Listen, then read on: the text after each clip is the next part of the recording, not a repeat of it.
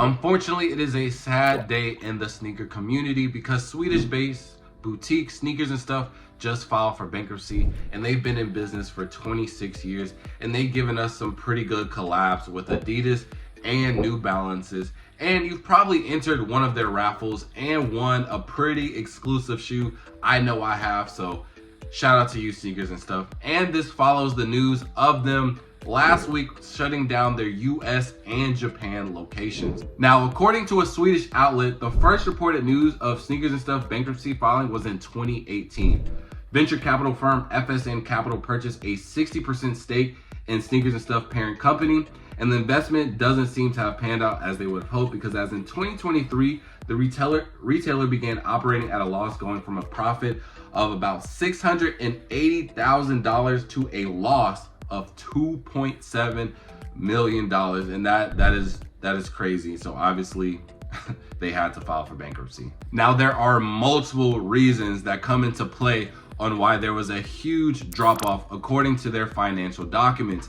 And Sneakers and Stuff stated in these documents, in addition to the discontinued collaboration between Adidas and Yeezy from Q4 2022, the sales development of the largest brands, with a few exceptions, has been sharply negative. I'm gonna just say it, Adidas really isn't too much without Kanye, so a retailer losing a good portion of their products is really bad, and Adidas doesn't really have any, they don't have anything else to kind of back them up without Yeezys. Obviously, when we saw them lose Yeezy, they tried to give us fake foam runners and everything else, and it just didn't do good whatsoever. And then obviously all the other brands, Nike not really selling their retros as well. They're not selling their dunks as well. And even their runners and things like that is just not doing good. So a lot of these big brands that they're accustomed to bringing in, basically guaranteed sales, are not doing anything whatsoever. Now, they also said that the most important category of products has also been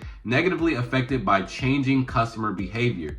The company has taken major measures to reduce costs. So what does that mean? So obviously, especially in 2023 and 2024, there has been a change in behavior when it comes to the consumer like me and you. Me personally, I know I barely went to the mall in 2023 and 2024 because there was really no reason. Every shoe was boring, stale, got a little fatigue from it, and there was just no incentive for me to even go to a mall and buy some shoes. And I could proudly and confidently say that for a lot of other people, because numbers don't really die. A lot of shoes were sitting in those years, and a lot of shoes went on sale. So that change in behavior, that really affects these retailers. And a lot of people, you might get mad at what I'm about to say, but it's because resale went away. If resale was booming how it was in these past couple of years, then obviously we wouldn't really have this problem. Resellers would be buying everything, and even the so-called bricks, they would have still been buying just to get some extra with the employees there, sell it on StockX for maybe $1 profit to get their seller fees down, etc., etc. But all of that kind of just went away in 2023 and 2024. Now, the company continued in these documents by saying the clothing and footwear market has been heavily impacted by external factors such as high inflation, rising interest rates, and geopolitical unrest in recent years. So obviously we know inflation has been hurting everything. It costs about at the time, about $5 to get a gallon of gas. Sneakers, they're all Nike, they're raising their retail prices is actually insane, because why are Legend Blues $230 before tax? So, and then just geopolitical, it's just stuff in the world that we can't control. So all of these factors are coming into play, and ultimately they had to file for bankruptcy, man. And if you're a fan of sneakers and stuff, you probably kind of already noticed, because I noticed, but I didn't really look too deep into it, but they have been posting a lot of sales lately on their website. And I copped a little some on the sale. So again, salute to you, sneakers and stuff, but it's sad that you have to go out this way. But they aren't fully closed. I don't want you guys to think that just because they went to bankruptcy, Sneakers and Stuff is just no longer existing, because they still have their online storefront, so you can go on sneakersandstuff.com. And then they also have their physical locations in London, Berlin, and Paris. But unfortunately, you know, the US and the Japan locations are shut down. I honestly don't even know where it was in the US. I know it wasn't in Texas. So me personally, I've never been, and it's kind of unfortunate that I will never have that opportunity to do so. So when the news hit the internet, everybody in the sneaker community and people not in the sneaker community, they just decided to form their own rumors, their opinions, etc., etc. So the founder of SNS, he decided to go to Instagram and make a post about it. And he said, the struggle is real. Hey man, salute to you, man. If you start off your Instagram post with that, it came from the soul, man. It's really hard to really start off something like that. Like, it's tough. He said, thanks for all the support from our staff, customers, suppliers, and collaboration partners during these 26 years. Despite the struggle the last couple of years, it's been an amazing journey. We've come a long way in the restructuring of SNS, and I really believe in our new business plan. In combination with a reset from bankruptcy, I hope SNS will be able to continue this journey. This applies to SNS in Sweden. Sneakers and Stuff Stockholm is temporarily closed. Sneakers and Stuff London, Sneakers and Stuff Berlin, and Sneakers and Stuff Paris are still open for business. Stay tuned for more. So the bankruptcy, it does sound like they are trying to, you know, revamp things and go in a new direction. Now, me personally, I don't know the ins and outs of what they're trying to do, but hopefully, you know, they can get back on their feet, and whatever that they have planned for this new direction, hopefully, you know, puts them in a better position, and we could potentially get some of these locations back.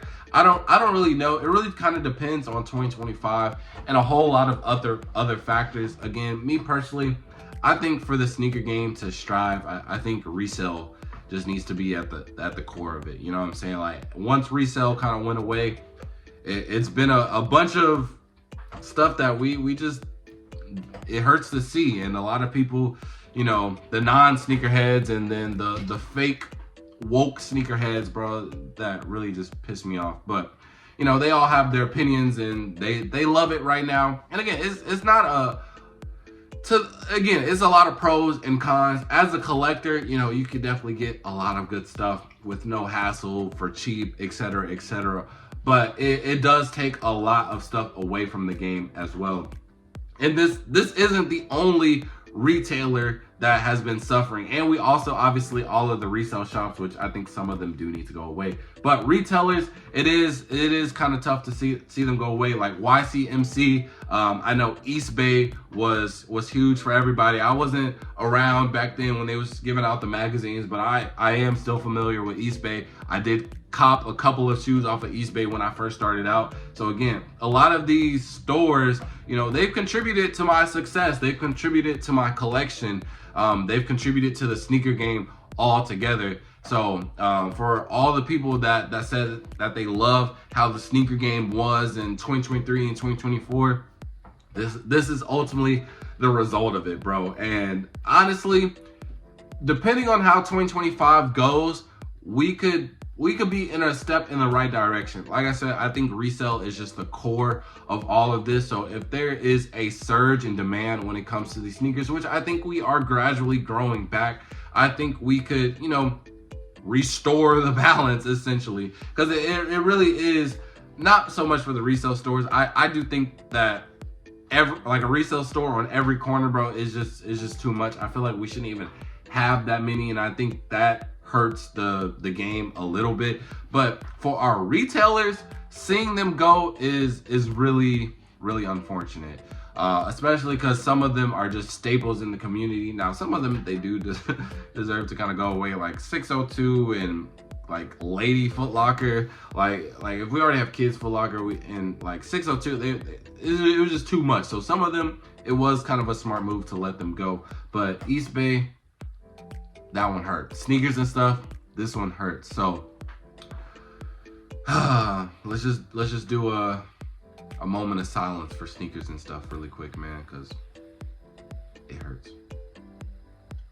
But hopefully, again, I truly do think that 2025 could be a catalyst for some of this stuff to to go away, or at least restore it, man. Now 2026, I know obviously that's a whole 12 months in advance, but 2026 is also important because one of the first things that I said with like Nike and Jordan kind of like throwing everything at us in 2025, I was like, what are we gonna do in 2026? And can we sustain this momentum from 2025? Because I do think that, you know, there needs to be a surge in demand, a surge in interest, a surge in resale for us to enjoy the game that we all grew up on. So you guys can let me know in the comment section below, how do you feel about this? How do you feel about some of these retailers going bankrupt, a lot of these stores shutting down and losing and having just a lot of losses, bro? Because it does hurt, bro.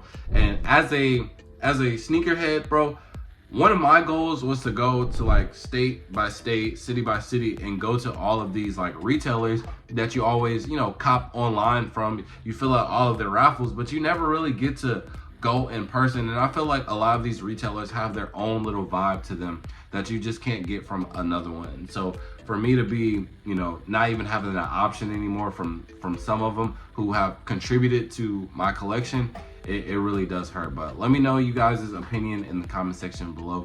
And with that being said, fall out.